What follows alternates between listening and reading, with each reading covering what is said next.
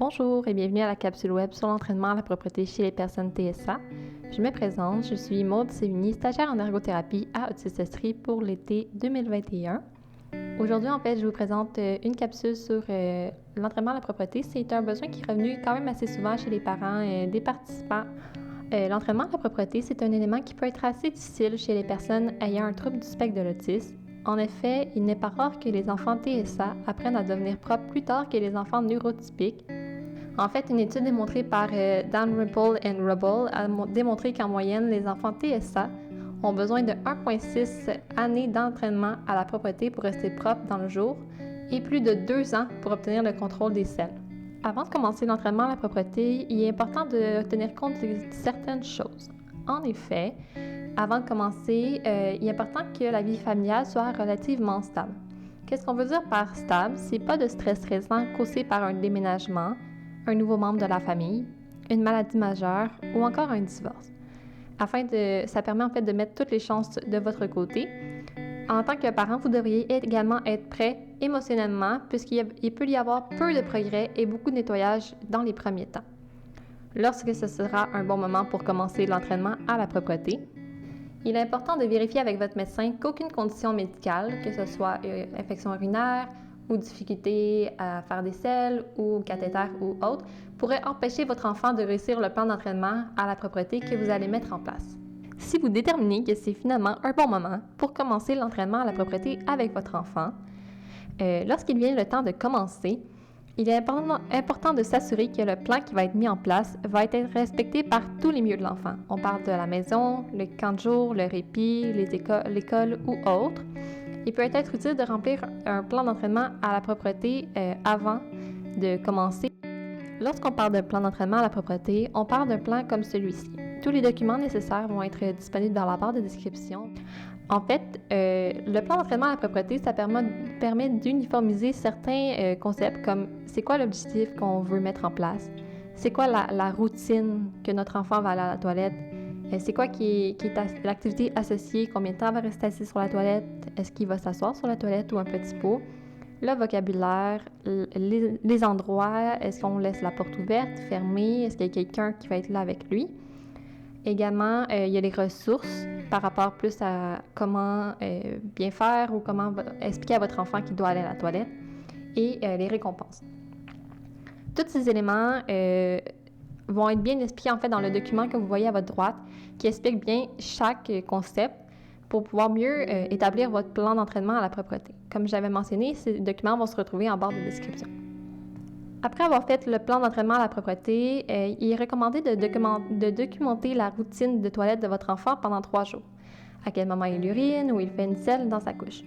Afin de vous faciliter la tâche, observez combien de temps s'écoule entre le moment où votre enfant ingère de la nourriture ou boit quelque chose et le moment où il urine ou fait une selle. Il est conseillé de prendre en note pendant 3 jours afin de mieux cibler les moments où il faudra amener votre enfant à la salle de bain. Après avoir déterminé les moments les plus propices pour aller aux toilettes, il est conseillé de mettre directement des sous-vêtements plutôt qu'une couche ou une culotte d'incontinence. En effet, bien que cela va créer plus de nettoyage de votre part, cela permet à votre enfant de mieux sentir lorsque ses sous-vêtements sont souillés et il pourrait être plus porté à vous faire la demande d'aller à la salle de bain pour diminuer l'inconfort ressenti. Pour faciliter la transition entre des couches et des sous-vêtements, laissez votre enfant choisir des sous-vêtements attrayants pour lui, avec par exemple des personnages de dessins animés, de la Patte Patrouille, de sa couleur préférée, ou encore qu'il a choisi lui-même au magasin. Vous êtes maintenant rendu au moment où vous avez fait le plan d'entraînement à la propreté et vous avez des nouveaux sous-vêtements pour votre enfant. Et c'est temps de l'amener aux toilettes. Mais comment et quand, qu'est-ce qu'il faut faire? C'est quoi les bases pour ce principe-là? En fait, lorsqu'il vient le temps d'amener votre enfant à la salle de bain, il est important de lui donner la consigne d'aller aux toilettes plutôt que de lui demander s'il veut y aller lui-même. En effet, cela évite qu'il vous réponde à la négative puis qu'il s'échappe peu de temps après dans ses sous-vêtements. De plus, vous devriez amener habituellement votre enfant minimalement 6 fois par jour aux toilettes afin d'éviter le plus possible les accidents. Cependant, il est normal que des accidents arrivent, surtout au début de l'apprentissage. De plus, afin de faciliter l'apprentissage de la séquence pour aller aux toilettes, il peut être utile d'utiliser des pictogrammes montrant les différentes étapes que votre enfant doit réaliser. On a un exemple ici à droite de pictogramme. Là, on voit baisser les pantalons, prendre du papier de toilette, attendre, s'asseoir sur la toilette. Il y en a plusieurs autres qui peuvent être utilisés. Et en fait, les pictogrammes, ils permettent à votre enfant de bien comprendre qu'est-ce qui lui est demandé. Et vous pouvez créer comme une petite routine avec ces pictogrammes-là. En fait, vous pouvez les mettre en les affichant sur les murs ou encore les mettre autour d'un porte-clés que votre enfant pourra traîner avec lui. Après que votre enfant soit habitué d'utiliser les pictogrammes, il est conseillé de graduellement diminuer la quantité de pictogrammes que vous utilisez jusqu'à temps que votre enfant soit 100% autonome sans ceux-ci. Il est toutefois possible que votre enfant reste quand même tout le temps dépendant un petit peu des pictogrammes, mais les pictogrammes aident quand même un petit peu à développer l'autonomie de votre enfant. Alors, lorsque votre enfant est sur la toilette, en fait, il est possible qu'il ne veuille pas rester assis. Et puis, il est important de s'assurer, premièrement, qu'il n'y a aucun élément dans l'environnement qui effraie ou qui pourrait irriter votre enfant. Comme par exemple, on peut penser à une ventilation bruyante, une lumière un petit peu trop forte ou trop claire pour l'enfant, ou un objet en particulier qu'il n'aime pas particulièrement. Si c'est le cas, essayez le plus possible de les retirer de la salle de bain ou de les charger pour quelque chose que votre enfant tolère mieux. Ça, ce serait déjà la première chose que je vous dirais de faire. Par la suite, si votre enfant ne veut toujours pas rester assis sur la toilette, il faut tranquillement encourager l'enfant à rester assis plus longtemps que sur le siège de toilette. On peut utiliser différentes techniques, comme une minuterie visuelle, comme un tam-tamer ou une minuterie de gel, qui dit à votre enfant combien de temps il doit rester assis sur la toilette. Au début, c'est sûr que ça peut être pas beaucoup de temps, là. Ça peut être 5 secondes, 10 secondes, puis tranquillement, pas vite à habituer votre enfant à rester plus longtemps assis sur la toilette. En bout de ligne, on viserait un maximum de 3 minutes là, assis sur la toilette si votre enfant n'urine pas ou ne fait pas de selle. Cependant, s'il urine ou il fait une selle, il peut se lever directement de la toilette. Peu importe le nombre de minutes qui est restant sur le minuteur, ça permet en fait qu'il puisse associer l'action d'uriner ou faire une selle au fait qu'il puisse se lever du siège de toilette. Il est possible que votre enfant ait de la facilité à uriner aux toilettes, mais qu'il ne réussisse toujours pas à faire une selle. Dans ce cas-ci, leur dire de pousser pourrait seulement causer les muscles du ventre à se resserrer plutôt que de se relâcher, et ce n'est pas l'effet qu'on souhaite avoir.